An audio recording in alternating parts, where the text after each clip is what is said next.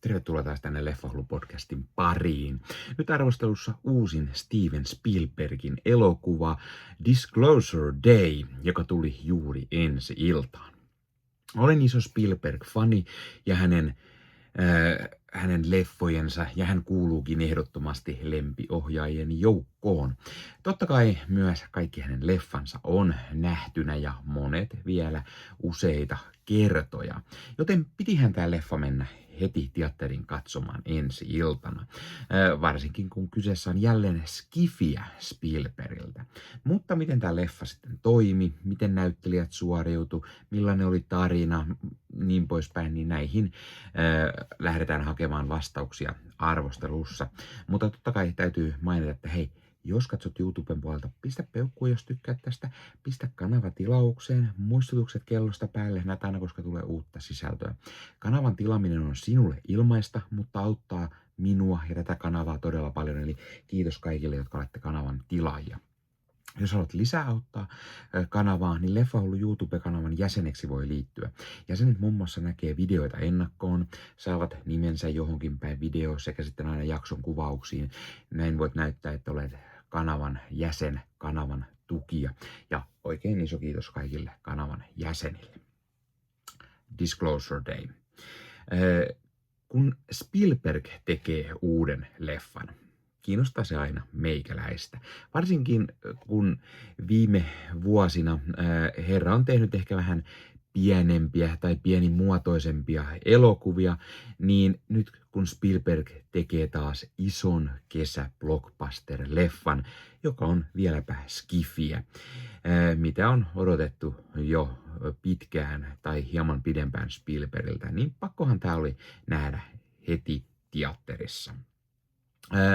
Ja kun kirjoittajana on itse Spielberg sekä sitten David Coeb, jonka kanssa Spielberg onkin tehnyt monesti yhteistyötä. Coeb on muun muassa kirjoittanut Spielbergin leffat Jurassic Park, The Lost World, Jurassic Park ja Maailmojen sota, niin sehän on oiva lisä tähän. Joo, moni tietenkin muistutti myös, että Coebhan on käsikirjoittanut myös uusimman Indiana Jones-leffan, Indiana Jones Dial of Destiny, sekä sitten uusimman Jurassic World-leffan, Jurassic World Rebirth, tai sitten sen kaamean Tom Cruisen The Mummy-leffan.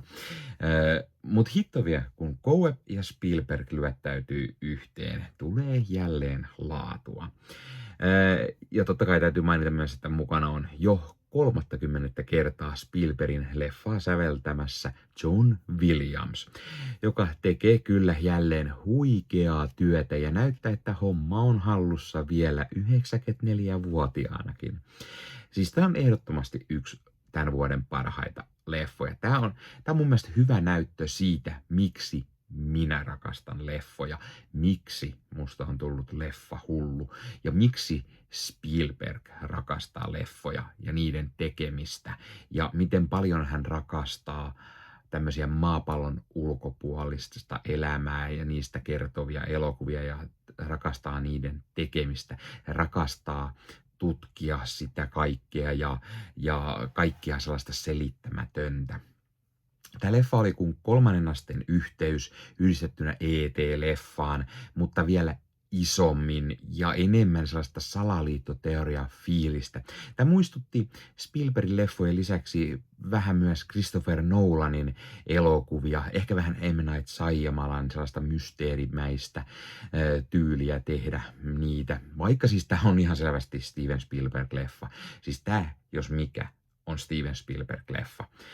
Tämä on varmaan parasta Spielbergia 2000-luvulla.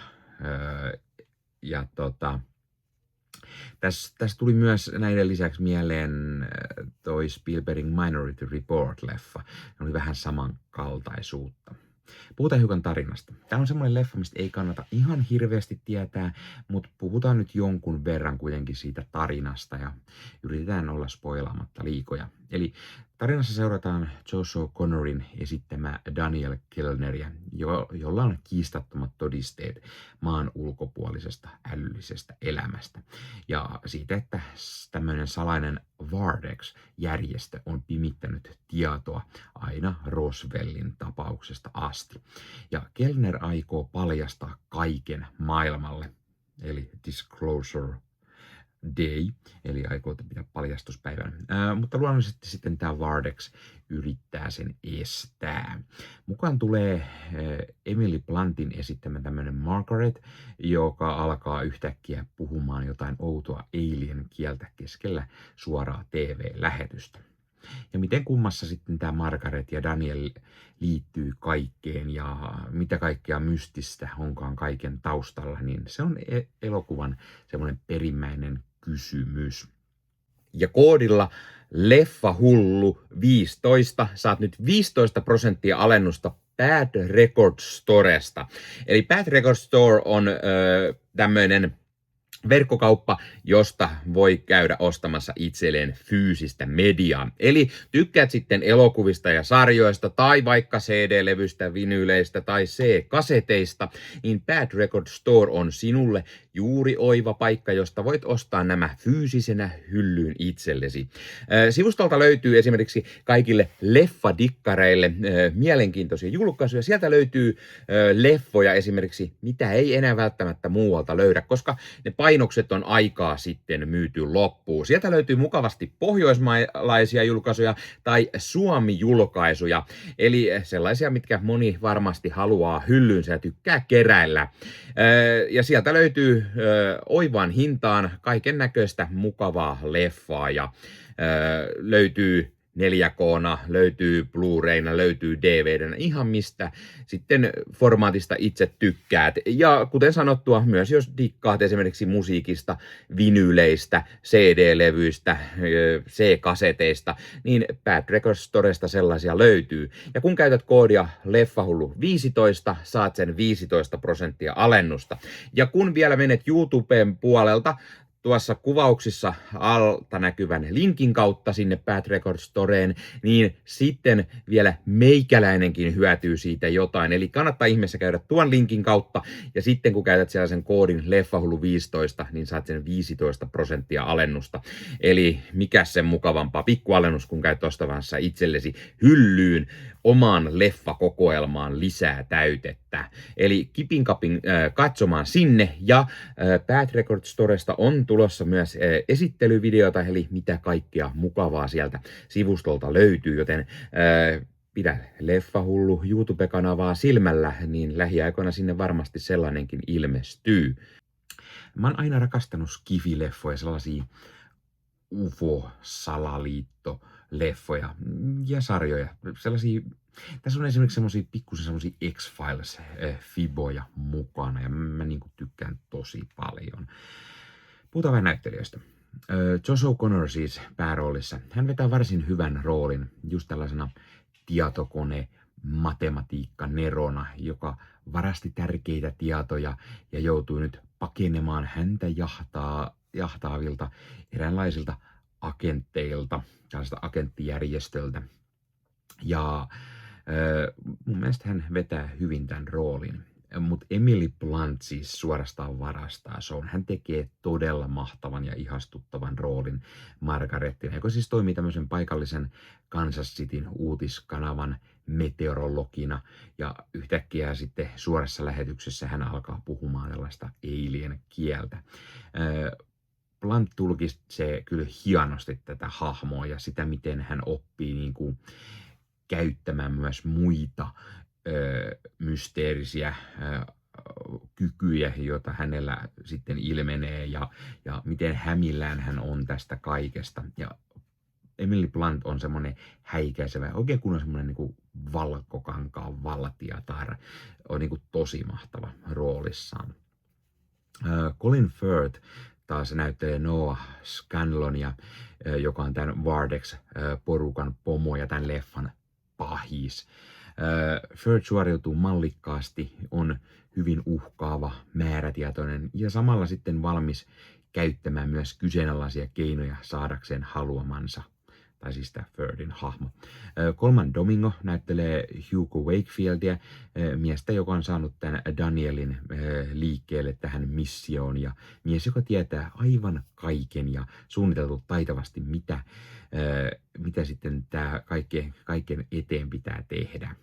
Ja siis on tosi hauskaa, kun siis Colman Domingohan on siis aina tietenkin todella mahtava, mutta siis miten hän on ihan koko ajan joka paikassa? Siis mä olin just katsonut 2 leffaa, missä hän on, ja nyt taas niin kuin 3. leffa, niin musta tuntuu, että hän on niin kuin koko ajan kaikkialla.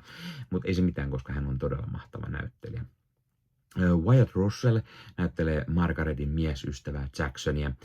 Russell toimii hyvin sivuroolissa, ja sitten Jackson saa hauskasti ihmeteltävää, kun tämä Margaret alkaakin puhumaan alien kieltä, ja Russell tulkitsee tätä hahmoa hyvin. Eve Henson näyttelee Janea, tämmöinen Danielin tyttöystävä, myös hyvä sivurooli, tämmöinen vähän vastaava kuin tämä Russellin, mutta ehkä isommin vielä mukana, ja sitten Jane saa kokea paljon hämmennystä, kun tämä Daniel alkaa paljastamaan asioita ja miten he sitten yhdessä joutuu pakosalle. Hyvä sivurooli myös hänellä. Ja Elizabeth Marvel näyttelee sisar Mauraa. Hän on tämmöinen nunna erässä nunnaluostarissa, jossa käydään tämän leffan aikana. Ja Elizabeth Marvel vetää kyllä todella kiinnostavan ja hyvän pienen roolin. Tässä on muutenkin siis, nämä kaikki vetää oikeastaan siis tosi huikeita roolisuorituksia. Tässä on loppupuolella yksi semmoinen uutisankkuri. En muista näyttelijää, mutta siis ihan uskomattoman hyvä niin kuin roolisuoritus. Semmoinen pieni, niin kuin siis, wow. Tässä leffassa on mahtavaa kuvausta, lavastusta, erikoistehosteet on tosi hyvä, puvustus ja mitkä John Williamsin musiikit siis todella mahtavat. Ja kun mä sanoin, että hyvää kuvausta, niin tähän on kuvannut Spielbergin luottokuvaaja Janusz Kaminski, ja hän tekee taas taattua jälkeä. Kaminski onkin tehnyt Spielbergin kanssa lähes 20 leffaa yhdessä, eli yhteistyö on jatkunut jo todella pitkään.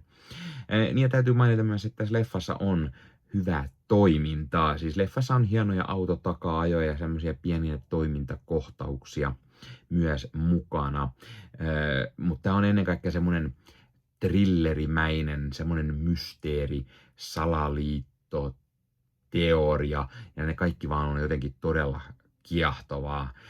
Elokuva on myös semmoinen tyypillinen Spielberg-tyylinen, semmoinen lämminhenkinen ja ihastuttava leffa, semmoinen ihastuttava fiilis koko ajan. Ja Spielberg on onnistunut kyllä tekemään jälleen todella mahtavan leffan.